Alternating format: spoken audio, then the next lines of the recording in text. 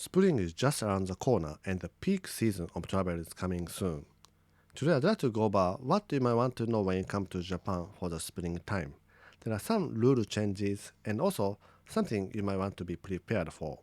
For other updates about the change of the pricing, the timetable of the trains, I talked about in the previous update, so please check this Japan Rail Pass update. Today I'd like to talk about the mobile battery. From April, the rule about bringing mobile battery on the airplane changes in Japan. They haven't confirmed yet about this rule, but from April, charging with mobile battery on the plane will no longer allowed on the planes, at least for the domestic flight. So what's current rule is in Japan, you can bring many batteries under 100 watt hour. So it's a WH watt hour. High bigger than 160 watt hour is not allowed.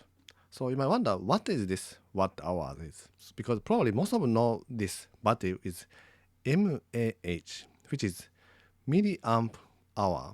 And this is something we usually see when you purchase on Amazon or any other site. 10,000 mAh. Okay, maybe I can charge iPhone at least once fully. If it's 20,000, maybe I can do twice or so. So what is this 10,000 mAh is in watt hours? There's a way to calculate. Anchor, the battery site, has a calculation that you can do for the airplane. Basically, this 10,000 mAh is 37 watt hour. So it's much lower than the limit of 100 WH. So you can bring this on the plane. So even if this is 20,000 mAh, you can bring it on the plane. If this is 27,000 mAh, that is 99 watt hour. So that is a kind of max of no limitation. Actually, there is a limitation like 15 or 10 or in the planes, but probably most of the travelers don't bring 10 mobile batteries. So, and there is a limitation if it's above 100 watt hours. And it's between 100 to 160 watt hours, you can bring only up to 2 right now. And higher than that, you cannot bring on the plane. But from April, even this rule might change. So let's talk about this just regular one that probably everyone has, about 10,000 mAh. Right now, you cannot put in the check-in luggage. You have to always carry with you. And you can put in overhead compartment if you're not using it. But if you are charging with it, you have to keep it right in front of you in your seat. And it always has to be visible from you.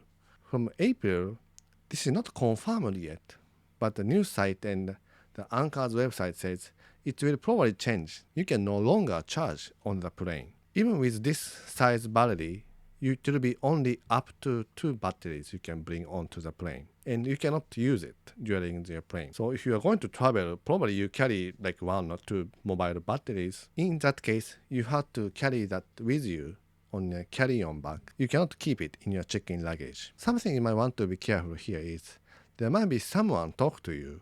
Do you have only 1 mobile battery? Can you have 1 of mine? So because I have 3. And you definitely cannot accept those offers because you are not sure if that is a real mobile batteries. And this is something was a kind of common topic I saw on the social media and not something really happened in Japan, or not sure if it's happened in any part of the world. Getting someone's luggage is no matter what, even if it's not a mobile battery, you never can do that. So if you are used to traveling around the world, maybe that's like, of course. But for young travelers who are very nice to other people and haven't traveled much, it might be casually accept, oh sure, I can hold 1. And it can be maybe something bomb or drug or something. It cannot be mobile battery. So that is something can be a new crime trend that in the future after this new rule. So that is something good to know. You never can accept other people's luggage. So again, any news media says the government is going to push this new law in Japanese flights. If it's applied to international flights or if it's just domestic, or will it be really impossible to charge on the plane?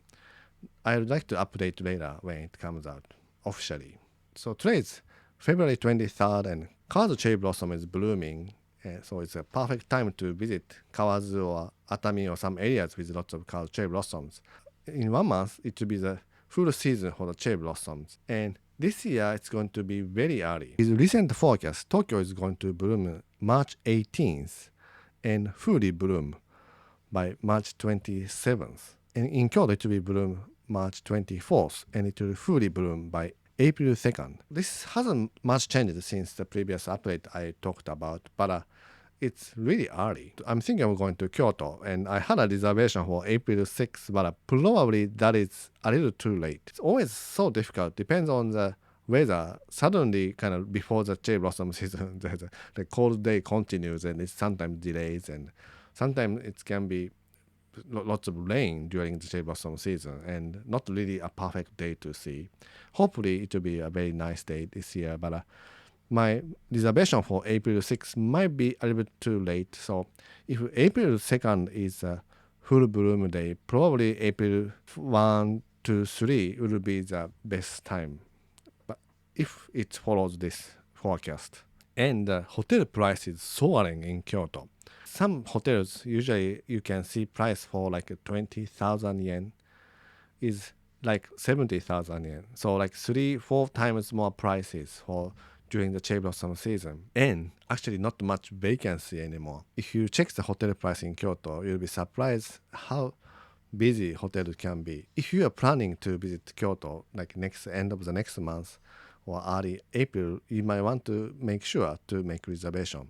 In case you cannot find, it might be better to stay away from Kyoto. It's definitely better to stay in Kyoto to explore the town and feel the atmosphere. But if it's too expensive or if you cannot find a vacancy, it will be a little better to go to Osaka as it's not like that peak area.